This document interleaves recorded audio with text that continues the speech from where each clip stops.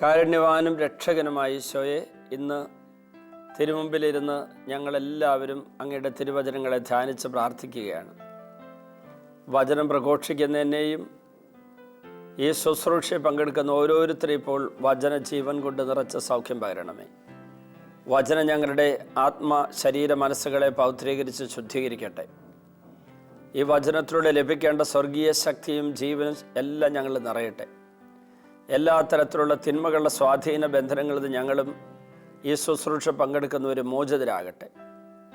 ലാസറിനെ ഉയർപ്പിച്ച അങ്ങ് ലോകത്തിൽ ആത്മാവിൽ മരിച്ചു കിടക്കുന്ന ഓരോരുത്തരെയും, വിശ്വാസികളായി മരിച്ച എല്ലാവരെയും സ്വർഗത്തിലേക്ക് പ്രവേശിപ്പിക്കേണ്ടതിനായി ഉയർപ്പിക്കണമേ. ഞങ്ങളുടെ ഓരോരുത്തരുടെയും ആത്മീയ ജീവിതം കൂടുതൽ അഭിഷേകമുള്ളതും അനുഗ്രഹം നിറഞ്ഞതുമായി മാറട്ടെ. പിതാവും പുത്രനും പരിശുദ്ധാത്മാവുമായ സർവേശ്വര എന്നേക്കും ആമേൻ. ഈശോയിൽ സ്നേഹമുള്ളവരെ, യോഹന്നാൻ്റെ സുവിശേഷത്തിൽ 11-ാം അധ്യായത്തിൽ ഈശോ ലാസറിനെ ഉയർപ്പിക്കുന്ന സംഭവം വിവരിക്കുന്നുണ്ട്. നമുക്കറിയാം, യേശുവിൻ്റെ സുവിശേഷത്തിൽ, യോഹന്നാൻ്റെ സുവിശേഷത്തിൽ യേശുവിൻ്റെ രക്ഷാകര ചരിത്ര വിവരണം ഒരു കൃത്യമായ കാലാനുസൃതമായ ക്രമീകരണത്തിലല്ല, ദൈവശാസ്ത്രപരമായ ചില ദൈവിക വെളിപാടുകളുടെ പ്രകാശനത്തിനായിട്ട് യോഹന്നാൻ ഒരു പ്രത്യേക ക്രമമാണ് ഉപയോഗിക്കുന്നത്. അതുകൊണ്ട് 11-ാം അധ്യായത്തിലാണ് ഈ സംഭവം വിവരിച്ചിരിക്കുന്നത് എന്നുള്ളതുകൊണ്ട് ഇത് ആദ്യകാലത്തോ ഇടക്കാലത്തോ യേശുവിൻ്റെ പരസ്യത്തിൻ്റെ ഇടക്കാലത്തോ ഉണ്ടായൊരു സംഭവമല്ല എന്ന് നമുക്കൊക്കെ അറിയാം. യേശുവിൻ്റെ മരണത്തിന് തൊട്ടു മുമ്പുള്ള കാലഘട്ടത്തിലെ ഒരു സംഭവമാണ് വിവരിച്ചിരിക്കുന്നത്. കാരണം മരിച്ചുപോയ ലാസറിനെ ഈശോ ഉയർപ്പിച്ചു എന്നുള്ള വാർത്ത കേട്ട് കഴിഞ്ഞപ്പോഴേക്ക് യോഹന്നാൻ്റെ സുവിശേഷം 11-ാം അധ്യായത്തിൻ്റെ 53-ാം തിരുവചനത്തിൽ നമ്മൾ വായിക്കുന്നുണ്ട്, ഈ ഒരു കാരണത്താൽ യഹൂദര് യേശുവിനെ കൊല്ലാൻ ആലോചിച്ചുവെന്ന്. അന്നു മുതൽ അവനെ വധിക്കാൻ അവർ ആലോചിച്ചു കൊണ്ടിരുന്നുവെന്ന് എഴുതിയിരിക്കുന്നു. അതായത് യേശുവിൻ്റെ ആ ഒരു അത്ഭുതകരമായിട്ടുള്ള പ്രവർത്തികളിൽ ആകൃഷ്ടരായി യേശുവിലേക്ക് വന്ന പലരും യേശുവിൽ വിശ്വസിച്ചു. യഹൂദ നേതാക്കൾക്ക് അതൊരു വലിയ അസ്വസ്ഥതയ്ക്ക് കാരണമായി തീർന്നു. മാത്രമല്ല, 12-ാം അധ്യായത്തിൻ്റെ 10-ാം തിരുവചനത്തിൽ ലാസറിനെ കൂടി കൊല്ലാൻ പുരോഹിത പ്രമുഖന്മാർ ആലോചിച്ചു എന്നും കൂടി പറയുന്നുണ്ട്. കാരണം എന്തെന്നാൽ അവൻ നിമിത്തം യഹൂദരിൽ വളരെ പേർ അവരെ വിട്ട് യേശുവിൽ വിശ്വസിച്ചിരുന്നു. എന്ന് മാത്രമല്ല, 11-ാം അധ്യായത്തിൻ്റെ 57-ാം തിരുവചനത്തിൽ അവനെ എവിടെയാണെന്ന് ആർക്കെങ്കിലും വിവരം ലഭിച്ചാൽ അവനെ ബന്ധിക്കേണ്ടതെന്ന് തങ്ങളെ അറിയിക്കണമെന്ന് പുരോഹിത പ്രമുഖന്മാർ ഫരിസയർ കൽപ്പന കൊടുത്തിരുന്നു എന്ന് പറഞ്ഞിട്ടുണ്ട്. അതായത് യേശുവിൻ്റെ മരണത്തിന് തൊട്ടു മുമ്പുള്ള ദിനങ്ങളിൽ സംഭവിച്ച ഒരു കാര്യമാണ് യോഹന്നാൻ ശ്ലീഹ ഇവിടെ വിവരിച്ചിരിക്കുന്നത്. 11-ാം അധ്യായത്തിൽ ആദ്യം തന്നെ പറഞ്ഞിരിക്കുന്നത്, ലാസർ എന്നു പേരായ ഒരുവൻ രോഗബാധിതനായി. ഇവൻ മറിയത്തിൻ്റെയും അവളുടെ സഹോദരിയായ മർത്തായുടെയും ഗ്രാമമായ ബഥാനിയായിൽ നിന്നുള്ളവനായിരുന്നു. ഈ മറിയമാണ് സുഗന്ധ തൈലം കൊണ്ട് കർത്താവിനെ പൂശുകയും തൻ്റെ തലമുടി കൊണ്ട് അവൻ്റെ പാദങ്ങൾ തുടയ്ക്കുകയും ചെയ്തത്. അപ്പോൾ അതിനെക്കുറിച്ച് യോഹന്നാൻ ശ്ലീഹ 11-ാം അധ്യായത്തിൽ 2-ാം തിരുവചനത്തിൽ പറഞ്ഞിരിക്കുന്നതിൻ്റെ ചരിത്രപരമായ വിവരണം കാണുന്നത് 12-ാം അധ്യായത്തിലാണ്. തൈലാഭിഷേകത്താൽ യേശുവിനെ ഉള്ള ബഹുമാന ആദരവുകളും സ്നേഹവും പ്രകടിപ്പിക്കുന്ന മറിയത്തെക്കുറിച്ചുള്ള ചിത്രീകരണം യോഹന്നാൻ്റെ സുവിശേഷം 12-ാം അധ്യായത്തിൽ 1 മുതൽ 8 വരെയുള്ള തിരുവചനങ്ങളിൽ വിവരിച്ചിട്ടുണ്ട്. അപ്പോൾ ചുരുക്കി പറഞ്ഞാൽ, യോഹന്നാൻ ശ്ലീഹ വിവരിക്കുന്ന ഈ സംഭവത്തിൽ യേശു മരണത്തിന് തൊട്ടു മുമ്പ് ജീവൻ്റെയും മരണത്തിൻ്റെയും നാഥൻ താനാണെന്ന് ലോകത്തിന് വെളിപ്പെടുത്തി കൊടുക്കുന്ന ഒരു വലിയ സംഭവത്തിൻ്റെ വിവരണമാണ് നമ്മളിവിടെ കാണുന്നത്. മാത്രമല്ല, യേശുവിൻ്റെ മരണത്തിന് തൊട്ടു മുമ്പ് യേശു മരിച്ച ഒരാളെ ഉയർപ്പിക്കുന്നു. ആ യേശുവിൻ്റെ മരണത്തെക്കുറിച്ച് യഹൂദ പ്രമാണികളുടെ ഇടയിൽ ഒരു ചർച്ച നടന്നു. യോഹന്നാൻ്റെ സുവിശേഷം 11-ാം അധ്യായത്തിൻ്റെ 49-ാം തിരുവചനത്തിൽ അതിനെക്കുറിച്ച് ഇങ്ങനെ ഒരു വിവരണം പറഞ്ഞിട്ടുണ്ട്. ആ യഹൂദ പ്രമാണികൾ എല്ലാവരും കൂടി ഒരുമിച്ച് കൂടിയപ്പോൾ, ഫരിസയരും എല്ലാവരും കൂടി ആലോചനാ സംഘം ഒരുമിച്ച് കൂടിയപ്പോൾ അവരിൽ ഒരുവനും ആ വർഷത്തെ പ്രധാന പുരോഹിതനുമായ കയ്യാഫാസ് പറഞ്ഞു, നിങ്ങൾക്ക് ഒന്നും അറിഞ്ഞുകൂടാ. ആ ക്രൂരരായ യഹൂദ പ്രമാണികളുടെ തലവൻ, ആലോചനാ സംഘത്തിൻ്റെ തലവൻ, പ്രധാന പുരോഹിതൻ കയ്യാഫാസ് 50-ാം തിരുവചനത്തിൽ ഇങ്ങനെ ഒരു മറുപടി പറഞ്ഞതായി, ഒരു പ്രതികരണം പറഞ്ഞതായി രേഖപ്പെടുത്തിയിട്ടുണ്ട്. ജനം മുഴുവൻ നശിക്കാതിരിക്കാനായി അവർക്ക് വേണ്ടി ഒരുവൻ മരിക്കുന്നത് യുക്തമാണെന്ന് നിങ്ങൾ മനസ്സിലാക്കുന്നില്ലേ? ഈ 50-ാമത്തെ തിരുവചനം കയ്യാഫാസിന്റെ അധരങ്ങളിൽ നിന്ന് വന്നതായിട്ടാണ് ഇവിടെ എഴുതി വച്ചിരിക്കുന്നത്. പക്ഷേ യേശുവിനെ കുറിച്ചുള്ള ഏറ്റവും വലിയ ഒരു ദൈവിക വെളിപാടിൻ്റെ രഹസ്യത്തിൻ്റെ ചുരുൾ നിവരുന്ന നിമിഷമായിരുന്നു അത്. അത് വന്നത് ക്രൂരനായ ഒരു മനുഷ്യൻ്റെ അധരങ്ങളിലൂടെയാണ്. അല്ലെങ്കിൽ ക്രൂരരായ ദൈവഹിതത്തിന് ഒട്ടും ചെവി കൊടുക്കാത്ത, ലോകത്തിൻ്റെ ഹിതമനുസരിച്ച് പ്രവർത്തിക്കുന്ന ഒരു മതസമൂഹത്തിൻ്റെ ആലോചനാ സംഘം, ഭരണ സംവിധാനത്തിലെ പ്രധാനപ്പെട്ട ആളാണിത് പറഞ്ഞത്. ജനങ്ങളെല്ലാം നശിക്കാതിരിക്കേണ്ടതിനായി ഒരുവൻ മരിക്കുന്നത് നല്ലതാണ്. തന്നിൽ വിശ്വസിക്കുന്ന ഒരുവൻ പോലും നശിച്ചു പോകാതെ നിത്യരക്ഷ പ്രാപിക്കേണ്ടതിന് തൻ്റെ ഏകജാതനെ നൽകാൻ തക്ക വിധം ദൈവം അത്രമാത്രം ലോകത്തെ സ്നേഹിച്ചുവെന്നുള്ള യോഹന്നാൻ 3:16 വചനവുമായി ഇത് ബന്ധപ്പെടുത്തണം. അവനിൽ വിശ്വസിക്കുന്ന ഏവനും നശിച്ചു പോകാതെ നിത്യജീവൻ പ്രാപിക്കുന്നതിനു വേണ്ടി തൻ്റെ ഏകജാതനെ നൽകാൻ തക്ക വിധം ദൈവം അത്രമാത്രം ലോകത്തെ സ്നേഹിച്ചു.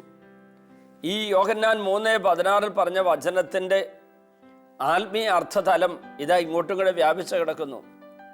യോഹന്നാൻ ശ്ലീഹ നൽകിയ ഒരു വലിയ വ്യാഖ്യാനമാണത്, 3:16 യോഹന്നാൻ.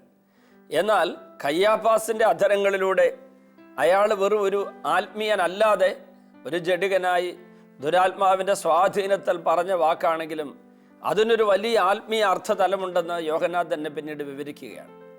അതുകൊണ്ട് ലാസറിൻ്റെ മരണം, ഉയർപ്പ്, അതിനു മുമ്പുള്ള ലാസറിൻ്റെ രോഗം, ആ യേശുവിനെ അറിയിക്കുന്ന സഹോദരിമാരുടെ നടപടി, അറിഞ്ഞപ്പോഴുള്ള യേശുവിൻ്റെ പ്രതികരണം, ഈ യേശു ലാസറിനെ ഉയർപ്പിക്കുന്ന സംഭവം, അതിൻ്റെ വിവരണം, അതിനുശേഷമുള്ള യഹൂദരുടെ പ്രതികരണങ്ങളെല്ലാം തന്നെ നമ്മൾ ധ്യാന വിഷയമാക്കുന്നത് നല്ലതാണ്. മറിയം സുഗന്ധ തൈലം കൊണ്ട് കർത്താവിനെ പൂശുകയും തൻ്റെ തലമുടി കൊണ്ട് അവൻ്റെ പാദങ്ങൾ തുടയ്ക്കുകയും ചെയ്തു എന്ന് യോഹന്നാൻ വിവരിച്ചു. എന്നിട്ട് പറഞ്ഞു, ഇവളുടെ സഹോദരൻ ലാസറാണ് രോഗബാധിതനായി കിടക്കുന്നത്. അപ്പോൾ മർത്ത, മറിയം എന്നീ 2 സഹോദരിമാരുടെ ഏക സഹോദരനാണ് ലാസർ. വേറെ കുടുംബാംഗങ്ങൾ അവിടെ ഉള്ളതായിട്ട് വിവരണമില്ല. 3-ാമത്തെ തിരുവചനത്തിൽ വായിക്കുന്നു, കർത്താവെ, ഇതാ അങ്ങ് സ്നേഹിക്കുന്നവൻ രോഗിയായിരിക്കുന്നു എന്ന് പറയാൻ ആ സഹോദരിമാർ അവൻ്റെ അടുക്കലേക്ക് ആളുകളെ അയച്ചു. എന്ന് പറഞ്ഞാൽ സ്വാഭാവികമായി യേശുവിൻ്റെ ദൈവത്വത്തെക്കുറിച്ചും യേശുവിൻ്റെ ശക്തിയെക്കുറിച്ചും ചില അനുഭവപരമായിട്ടുള്ള അറിവുകളൊക്കെ ഈ സഹോദരിമാർക്കുണ്ട്. പക്ഷെ മരിച്ചവരിൽ നിന്നൊരാളെ ഉയർപ്പിക്കുന്ന ദൈവപുത്രനാണ് യേശുവെന്ന് ഒരിക്കലും അപ്പസ്തോലന്മാരോ യഹൂദ പ്രമാണികളോ ലാസറിൻ്റെ സഹോദരിമാരോ ഒന്നും ചിന്തിച്ചിരുന്നില്ല. മരണത്തിന് മുമ്പ് ലാസർ മാരകമായ ഒരു രോഗം പിടിപെട്ട് മരണാസന്നനായി കിടക്കുന്നു എന്നറിഞ്ഞ സഹോദരിമാര് യേശുവിനോട് പറയുന്നതിൻ്റെ അർത്ഥം, ഈശോയെ, നീ എത്രയോ രോഗികളെ സുഖപ്പെടുത്തി, ഞങ്ങളുടെ ഈ സഹോദരനെ സുഖപ്പെടുത്താൻ നീ വരണമേ എന്നാണ്. അത് കേട്ടപ്പോൾ യേശു പറഞ്ഞു, ഈ രോഗം മരണത്തിൽ അവസാനിക്കാനുള്ളതല്ല, പ്രത്യുത ദൈവത്തിൻ്റെ മഹത്വത്തിനും അതുവഴി ദൈവപുത്രൻ മഹത്വം പ്രാപിക്കുന്നതിനും വേണ്ടിയുള്ളതാണ്. 3 കാര്യം ഇവിടെ ഈശോ പറഞ്ഞത്. ഒന്ന്, ലാസറിൻ്റെ രോഗം മരണത്തിൽ അവസാനിക്കാനുള്ളതല്ല. എന്നോട് ഒരാളൊരിക്കൽ ചോദിച്ചു, യേശുവിൻ്റെ കണക്കുകൂട്ടൽ അല്പം തെറ്റിപ്പോയില്ലേ അവിടെ? ഇത് ഞാൻ ചെല്ലുന്നതിന് മുമ്പ് ലാസർ മരിക്കില്ല എന്ന അർത്ഥത്തിലല്ലേ ഈശോ അങ്ങനെ പറഞ്ഞത്? ഒരു ഹൈന്ദവ സഹോദരനാണ് ചോദിച്ചത്. ഞാൻ പറഞ്ഞു, അല്ല. ഈശോ പറഞ്ഞ വാക്കിൻ്റെ അർത്ഥം ഇത് മരണത്തിൽ അവസാനിക്കാനുള്ളതല്ല.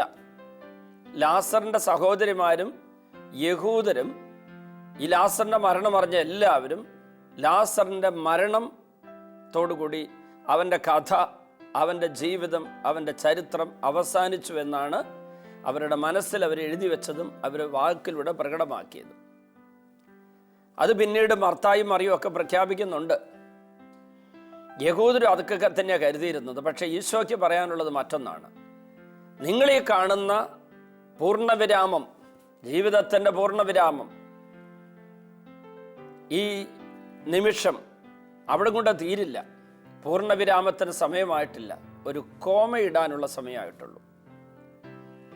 കാരണം അവനിപ്പോൾ താൽക്കാലികമായി മരണം പുൽകിയവനായി, ശരീരത്തിൽ ജീവൻ ചോർന്നവനായി അവനങ്ങനെ കിടക്കുന്നുവെങ്കിലും അതിനപ്പുറത്തുള്ള ദൈവത്തിൻ്റെ നടപടി അവന് പ്രകടമാകാൻ പോവുക. അതുകൊണ്ട് ഇവിടെ അവസാനിക്കില്ല. അത് കഴിഞ്ഞിട്ടൊരു വലിയ അത്ഭുതം പ്രവർത്തിക്കാനുണ്ട്. ദൈവപുത്രൻ, മനുഷ്യപുത്രൻ, അന്ന് തന്നെ വിശേഷിപ്പിച്ച ദൈവപുത്രൻ്റെ അധികാരവും ശക്തിയും യേശു പുനരുദ്ധാനവും ജീവനുമാണെന്നുള്ള സത്യം വെളിപ്പെടുത്താനുള്ള അവസരമൊക്കെ വരാൻ പോവുക. അതുകൊണ്ട് ഈ ഒരു സംഭവം ഇവിടെ അവസാനിക്കാനുള്ളതല്ല. പ്രിയപ്പെട്ടവരെ, അതാണ് അതിൽ ഒന്നാമത്തെ പോയിന്റ്. രണ്ടാമത്തേത് പറഞ്ഞത് ഇത് ദൈവത്തിൻ്റെ മഹത്വത്തിന് വേണ്ടിയാണ്. മൂന്നാമത് പറഞ്ഞത് അങ്ങനെ ദൈവത്തിൻ്റെ മഹത്വം സംഭവിക്കുന്നതിനുള്ള ഒരു മാധ്യമമായി, അല്ലെങ്കിൽ അതിലൂടെ ഉണ്ടാകാൻ പോകുന്നൊരു വലിയ സംഭവമായി പറയുന്നത് ദൈവപുത്രൻ മഹത്വം പ്രാപിക്കാൻ പോകുന്നു. ലാസറിൻ്റെ രോഗവും അതിനുശേഷമുള്ള അവൻ്റെ മരണവും അതിനുശേഷമുള്ള യേശുവിൻ്റെ ഇടപെടലും ലാസറിൻ്റെ ഉയർപ്പിക്കുന്ന നടപടിയും ദൈവത്തിൻ്റെ മഹത്വത്തിനും അതുവഴി മനുഷ്യപുത്രൻ യേശു മഹത്വപ്പെടാനും ഇടവരുമെന്ന് ഈശോ പ്രവചന രൂപേണ ആ ജനത്തോട് പറഞ്ഞു. പ്രിയപ്പെട്ടവരെ, നമ്മൾ ചില പ്രതിസന്ധി ഘട്ടങ്ങളിൽ, സഹന നിമിഷങ്ങളിൽ, മുന്നോട്ട് പോകാനാവാതെ തകരുന്ന നിമിഷങ്ങളിൽ, എല്ലാം അവസാനിക്കാറായി എന്ന് ചിന്തിക്കുന്ന നിമിഷങ്ങളിൽ ഈശോയ്ക്ക് പറയാനുണ്ട്, എല്ലാം അവസാനിക്കാറായിട്ടില്ല. എല്ലാം തകർന്നു പോയി എന്ന് നമ്മൾ കരുതുമ്പോഴും എല്ലാം തകർന്നിട്ടില്ല. ഒരു കാര്യം, നമ്മുടെ മാനുഷികമായ പദ്ധതി മുഴുവനും തകർന്ന് നമ്മുടെ മാനുഷികമായിട്ടുള്ള ക്രമീകരണങ്ങളും തീരുമാനങ്ങളും നടപടികളും ഒരുക്കങ്ങളും അതിൻ്റെ ചുറ്റുവട്ടങ്ങളെല്ലാം തകർന്ന് താഴെ കിടക്കുക. ഒരുക്കി കൊണ്ടുവന്ന എല്ലാം നഷ്ടപ്പെട്ടു, പദ്ധതികളെല്ലാം പരാജയപ്പെട്ടു. ചിന്തിച്ചിരുന്നത് പോലെ ഒന്നുമല്ല കാര്യങ്ങൾ വരുന്നത്, ഒരു വൻ പരാജയത്തിലേക്ക് വന്നു. അപ്പം നമ്മളെല്ലാവരും ഇതി കർത്തവ്യതാമൂഢരായി അങ്ങ് നിൽക്കുമ്പോൾ ഉന്നതത്തിലേക്കൊന്ന് കണ്ണുയർത്തണം. ഈ പൂർണ്ണമായ പരാജയമെന്ന് നമ്മൾ വിധിച്ച സംഭവത്തിൻ്റെ അനുഭവത്തിൻ്റെ പശ്ചാത്തലത്തിൽ ദൈവത്തിന് ഇടപെടാൻ എന്തെങ്കിലും ഉണ്ടോ? ദൈവത്തിന് ഇടപെടാനുള്ള അവസരമാണോ അത് ഒരുക്കി തരുന്നത്?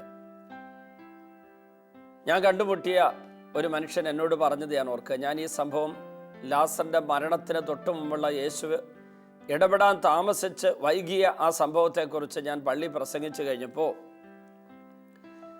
ധ്യാനിക്കാൻ വന്ന ഒരാൾ എൻ്റെ അടുത്ത് വന്ന്, അച്ഛനൊരു ഉദാഹരണം എല്ലാവരോടും പറയാൻ പറ്റിയത് ഞങ്ങളുടെ ജീവിതമാണെന്നും പറഞ്ഞ് എൻ്റെ അടുത്ത് വിവരിച്ചു.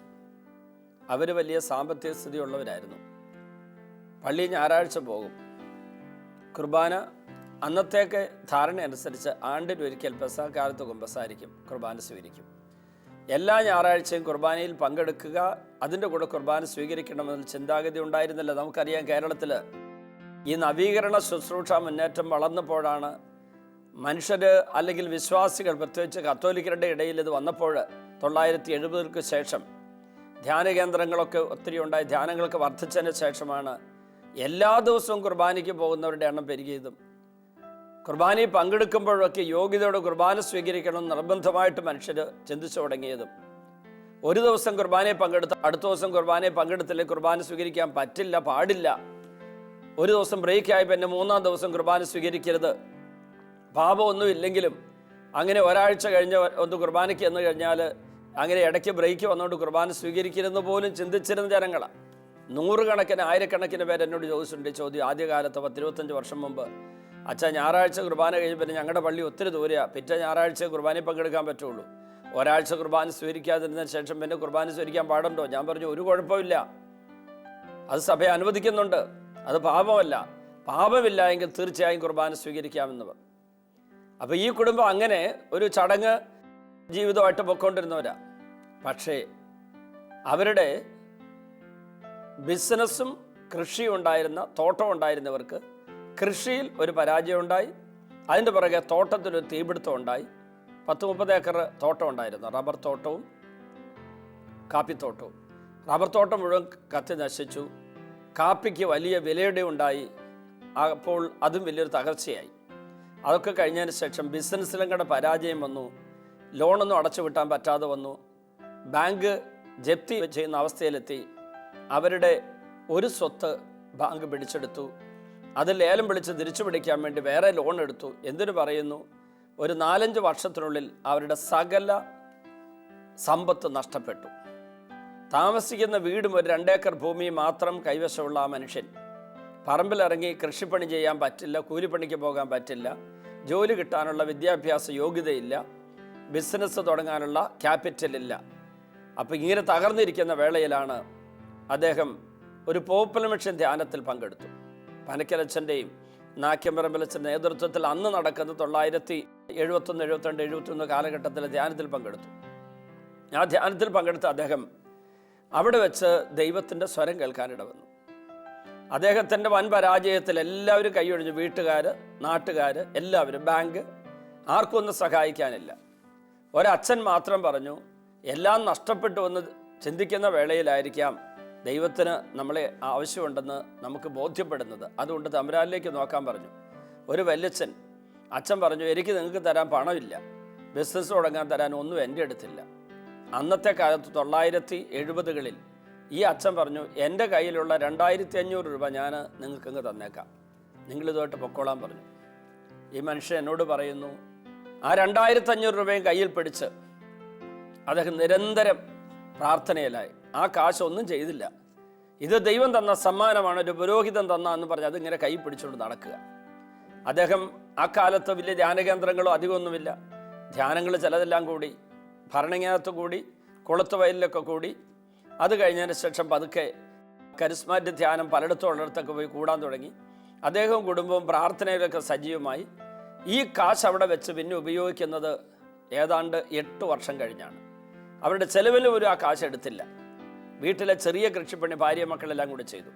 അദ്ദേഹം എന്നെ കണ്ടിട്ട് പറയുകയാണ്, ഇന്ന് ഞങ്ങൾക്ക് ഒരു 5-8 കോടി രൂപയുടെ ബിസിനസ്സും മറ്റു പരിപാടികളെല്ലാം ഉണ്ട്. അനേകം കാര്യങ്ങൾ ഞങ്ങൾ ചെയ്യുന്നു. വരുമാനത്തിൻ്റെ 10-2 ഞങ്ങൾ മാറ്റിവെക്കും. 10-1 ദൈവ ശുശ്രൂഷയ്ക്ക്, 10-1 പാവങ്ങളെ സഹായിക്കാം.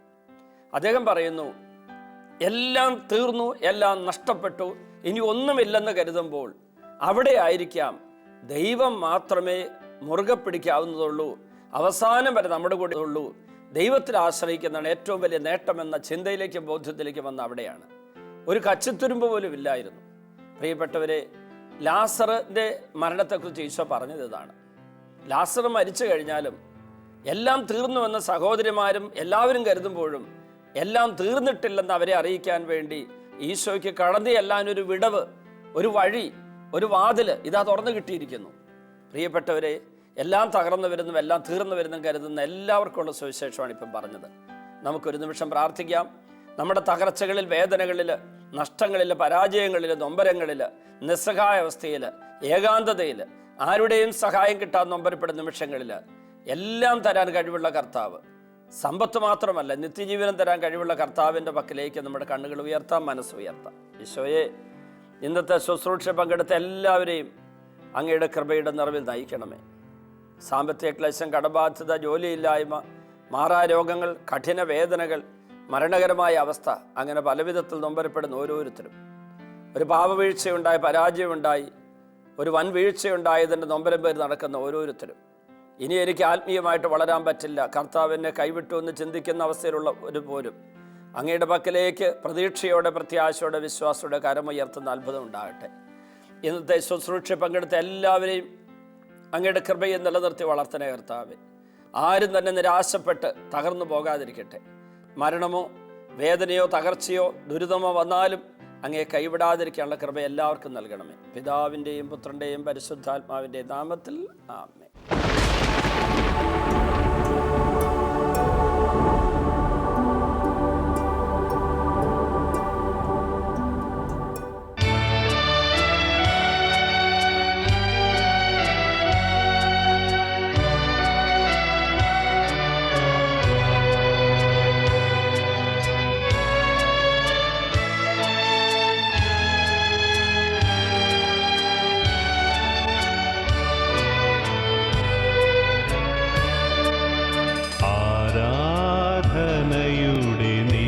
നിമിഷങ്ങളിൽ ആത്മനാഥനെ കാണുവാൻ ആരാധകരിവർ കാത്തിരിപ്പു.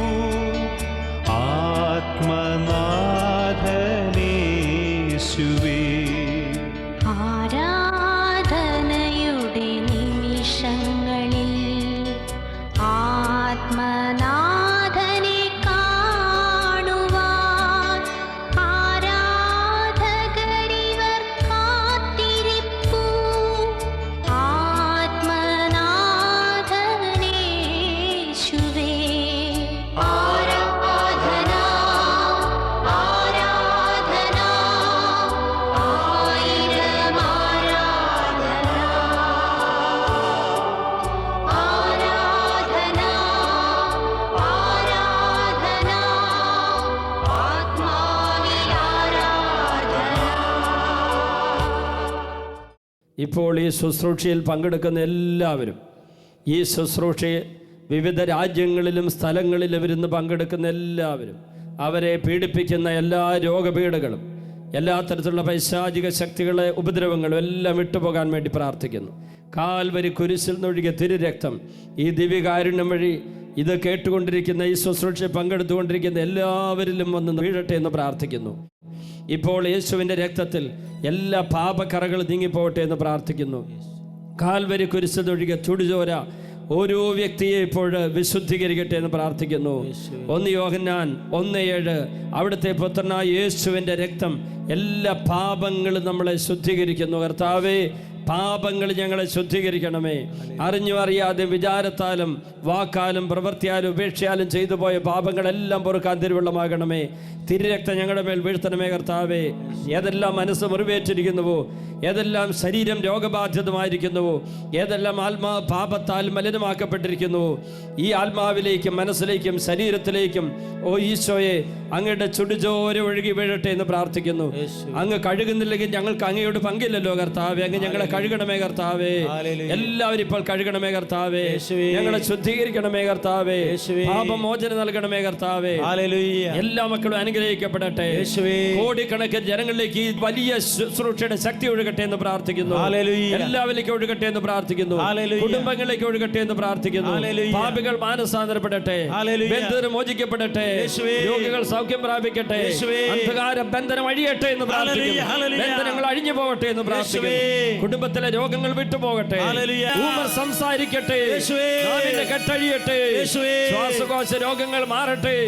തലച്ചോറിന്റെ രോഗങ്ങൾ മാറട്ടെ. മാനസിക രോഗികൾ സൗഖ്യം പ്രാപിക്കട്ടെ. അവരുടെ എല്ലാ കെട്ടുകളും അഴിഞ്ഞു പോകട്ടെ. യേശുവിന്റെ നാമത്തിൽ സൗഖ്യമുണ്ടാകട്ടെ. വായിലെ മോണയിലെ പല്ലിന്റെ രോഗങ്ങളെല്ലാം വിട്ടുപോകട്ടെ. തൊണ്ടയിലെ ശ്വാസകോശത്തിലെ രോഗങ്ങൾ വിട്ടുപോകട്ടെ. ഹൃദയത്തിന്റെ രോഗങ്ങൾ വിട്ടുപോകട്ടെ. ആമാശയത്തിന്റെ രോഗങ്ങൾ വിട്ടുപോകട്ടെ. കുടലിലെ രോഗങ്ങൾ വിട്ടുപോകട്ടെ. എല്ലാ രോഗികളും സൗഖ്യം പ്രാപിക്കട്ടെ. പ്രമേഹ രോഗം വിട്ടുപോകട്ടെ. പാൻക്രിയാസ് സൗഖ്യം പ്രാപിക്കട്ടെ. കരൾ രോഗം വിട്ടുപോകട്ടെ. എല്ലാ നാഡീഞരമ്പുകളും ബലം പ്രാപിക്കട്ടെ. അസ്ഥികൾ ബലം പ്രാപിക്കട്ടെ. അസ്ഥികളെ സുഖപ്പെടുത്തണമേ. തളർന്ന ശരീരം ബലം പ്രാപിക്കട്ടെ. ത്വക്ക് രോഗം മാറട്ടെ. രക്തത്തിന്റെ വൈകല്യങ്ങൾ വിട്ടുപോകട്ടെ. എല്ലാ രോഗികളും സൗഖ്യം പ്രാപിക്കട്ടെ. അത്ഭുതകരമായി സൗഖ്യം ഒഴുകട്ടെ. യേശുവിന്റെ നാമത്തിൽ ബന്ധനങ്ങൾ അഴിയട്ടെ. കെട്ടുകൾ അഴിയട്ടെ. മുറിവുകൾ മാറട്ടെ. എല്ലാവരും സൗഖ്യം പ്രാപിക്കട്ടെ. എല്ലാ പാപങ്ങളും നീങ്ങി പോകട്ടെ. കുടുംബങ്ങൾ ഐശ്വര്യം നിറയട്ടെ. അനുഗ്രഹം നിറയട്ടെ. സമൃദ്ധി നിറയട്ടെ. ഹല്ലേലൂയ.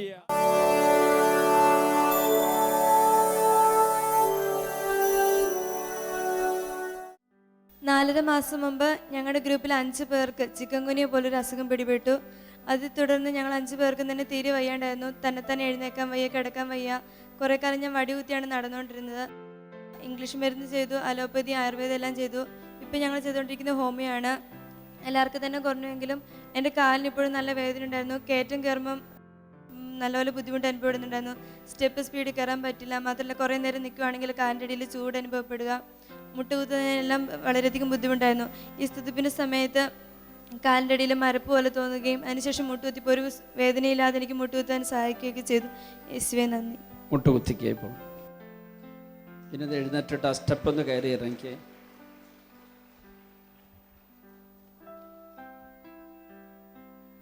തിരിച്ചു കയറിക്കേ. വേദന പൂർണ്ണമായിട്ട് മാറിയോ? ഒരു ബുദ്ധിമുട്ടുമില്ല. കൈയടിച്ച് യേശോയ്ക്ക് നന്ദി പറയാം. ഹല്ലേലൂയ. ഈ നിൽക്കുന്ന ബിജു മൂവാറ്റുപുഴ മീൻകുന്നം സ്വദേശിയാണ്. 8 വർഷങ്ങൾക്ക് മുമ്പ് വീടിനടുത്തുള്ള ഒരു കുഴിയിലേക്ക് രാത്രിയിൽ നടക്കുന്ന വഴിക്ക് സ്റ്റെപ്പ് തെറ്റി ഒരു 3 അടി താഴ്ചയുള്ള കുഴിയിലേക്ക് കാൽപാദത്തിൻ്റെ ഭാഗം മടങ്ങി വീണു. അത് കഴിഞ്ഞ് വേദനയും നീരും വന്നപ്പോൾ ആയുർവേദ ഡോക്ടറെ അടുത്ത് പോയി തിരുമലും മരുന്ന് വെപ്പൊക്കെയായിരുന്നു. എന്നിട്ടൊന്നും മാറാതപ്പോൾ അലോപ്പതി ഡോക്ടറെ അടുത്ത് ചെന്നപ്പോൾ എക്സ്റേ എടുത്തപ്പോൾ അറിയുന്ന അവിടെ അസ്ഥിക്ക് പൊട്ടലുണ്ട്. എന്നിട്ട് പ്ലാസ്റ്റർ ഇട്ടായിരുന്നു. എത്ര നാളത്തേക്ക്? ഒരു 2 മാസം. 2 മാസത്തേക്ക്. പക്ഷെ വേദന മാറിയില്ല. പിന്നീട് വേദന ഉണ്ടായിരുന്നു. വീട്ടില് റബ്ബർ കിട്ടുമ്പോൾ കോണിയിൽ കയറുമ്പോഴും എപ്പോഴും വേദന. ഇന്നിവിടെ വന്നപ്പോഴും ഉണ്ടായിരുന്നു. ഇന്നിവിടെ വന്നപ്പോഴും രാവിലെ ഉണ്ട്. ഇപ്പം ഞാൻ ഈ എഴുന്നേറ്റ് നിൽക്കാൻ പറഞ്ഞപ്പോൾ ഉണ്ടായിരുന്നു. അന്നേരം ഉണ്ടായിരുന്നു. ഇപ്പോഴോ? ഇപ്പോൾ വേദനയില്ല. പ്രാർത്ഥന കഴിഞ്ഞ് മാറി. ഒട്ടുമില്ല. നടന്നപ്പോൾ ഒട്ടും വേദനയില്ല. ഈ സ്റ്റെപ്പ് ഒന്ന് ഇറങ്ങിക്കേ. തിരിച്ചു കയറിക്കേ. ഇങ്ങനെ കയറുമ്പോൾ വേദനയായിരുന്നു. എത്ര വർഷം എങ്ങനെ വേദനയായിട്ട്? 8 വർഷമായിട്ടും വേദന. 8 വർഷമായിട്ടുള്ള വേദനയാണ് കർത്താവ് എടുത്തു മാറ്റിയത്. കൈയടിച്ച് ഈശോയ്ക്ക് നന്ദി പറയാം. Hallelujah.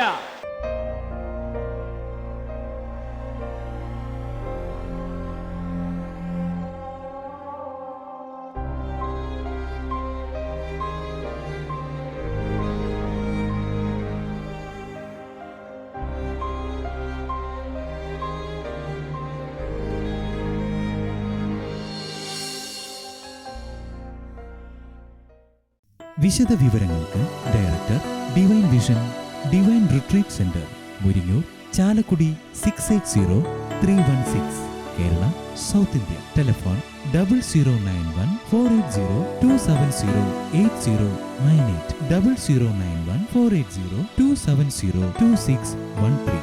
Fax 0091 480 270 8097. Email mail.divintv@gmail.com. Website www.drcm.org.